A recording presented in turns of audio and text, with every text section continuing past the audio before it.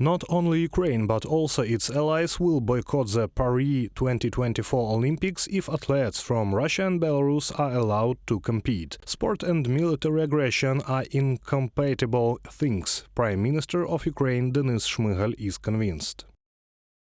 States that have stained themselves with blood of Ukrainians cannot participate in the Olympic Games. Ukraine is determined. A powerful international coalition for fair sport, which includes 35 states, has been formed. Together, we are ready to boycott the Olympic Games in Paris if the Russian Federation and Belarus are allowed to participate in the competition.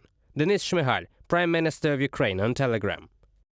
203 countries have already received an invitation to compete at the 2024 Olympics. The International Olympic Committee had not sent invitations to Russia and Belarus. But this does not mean that Russian and Belarusian athletes will not be allowed to the Games. The absence of an official invitation only means that they will not be able to perform under the state flags.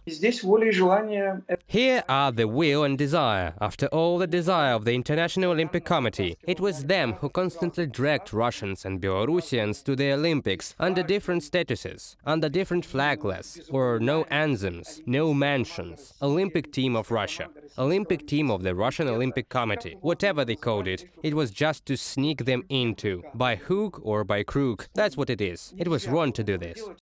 Do not speak out in support of Russia's war against Ukraine and do not use doping. Such conditions for the participation of athletes from Russia and Belarus in the Olympics were announced by the IOC at the beginning of 2023. In mid-August, 39 MEPs sent a letter to the head of the committee, Thomas Bach, urging athletes to sign a document condemning Russian aggression against Ukraine, Deutsche Welle reported. But these measures are not enough. Dictators and authoritarian regimes tend to use sports to expand their influence, MEPs wrote to the head of the IOC in their letter.